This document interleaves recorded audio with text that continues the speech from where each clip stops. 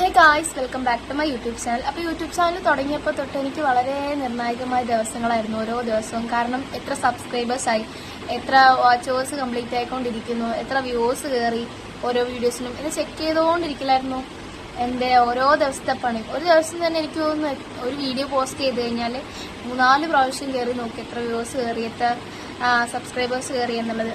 അങ്ങനെ എനിക്ക് ഒരു മാസത്തിനുള്ളിൽ തന്നെ വളരെ കുറച്ച് വീഡിയോസ് ഇട്ടുകൊണ്ട് 1K സബ്സ്ക്രൈബേഴ്സ്, ഇപ്പോൾ 1K+ സബ്സ്ക്രൈബേഴ്സ് എനിക്ക് കയറിയിട്ടുണ്ട്. അപ്പോൾ ആ 1K കയറിയ സമയത്ത് ഭയങ്കര ഹാപ്പി ആയിരുന്നു. അപ്പം അത് കഴിഞ്ഞ ശേഷം എനിക്ക് കുറച്ചും കൂടെ ഇൻട്രസ്റ്റ് ആയി വാച്ച് അവേഴ്സ് കംപ്ലീറ്റ് ചെയ്യണം, എങ്ങനെയെങ്കിലും മോണിറ്റൈസ്ഡ് ആക്കണം എന്നുള്ളത്.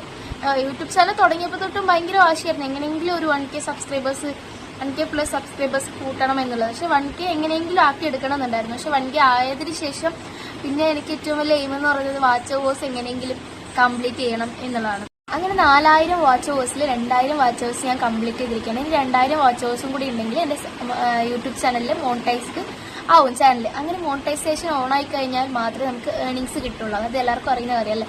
അപ്പോൾ എന്നെ സംബന്ധിച്ച് 2000 വാച്ച് അവേഴ്സ് ഒരു മാസത്തിനുള്ളിൽ തന്നെ കംപ്ലീറ്റ് ചെയ്യാനുള്ള വലിയൊരു കാര്യമാണ്. ഇനി ഒരു 2000 വാച്ച് അവേഴ്സും കൂടി ഉണ്ടെങ്കിൽ ചാനൽ മോണിറ്റൈസേഷൻ ആവും, ഏർണിങ്സ് കിട്ടാൻ തുടങ്ങും. അത് എന്നെ സംബന്ധിച്ച് ഒരു വലിയൊരു കാര്യമാണ്, ഒരു ഏർണിങ്സ് ഉണ്ടാക്കാനുള്ള. ഞാൻ യൂട്യൂബ് ചാനൽ തുടങ്ങുമ്പോൾ തന്നെ പറഞ്ഞിട്ടുണ്ട്, ഞാൻ ചാനൽ തുടങ്ങാനുള്ള മെയിൻ ആയിട്ടുള്ള റീസൺ എന്ന് പറയുന്നത് ഓരോരുത്തരും ഓരോ റീസൺ കൊണ്ടായിരിക്കും ചാനൽ തുടങ്ങുന്നത്. അതിൽ 3/4 ആൾക്കാരും ഏർണിങ്സിന് വേണ്ടിയിട്ടാണ് കയറുന്നത്. എല്ലാവരും ഏർണിങ്സിന് വേണ്ടിയിട്ടാണ് കയറുന്നത്. പക്ഷെ ചാനൽ തുടങ്ങുന്നത് ഒരു എൻ്റർടൈൻമെൻറ്റിന് വേണ്ടി ചാനൽ തുടങ്ങുന്നവരുണ്ടാവും.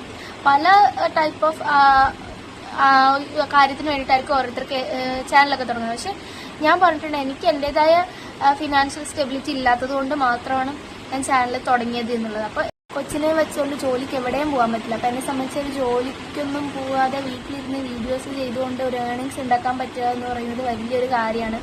അപ്പോൾ ഞാനതിന് വേണ്ടി മാക്സിമം ട്രൈ ചെയ്യുന്നുണ്ട്. അപ്പോൾ വീഡിയോസ് കണ്ട് ഇഷ്ടപ്പെടുവാണെങ്കിൽ പറ്റുമെങ്കിൽ നിങ്ങളും സപ്പോർട്ട് ചെയ്യുക തിരിച്ച്.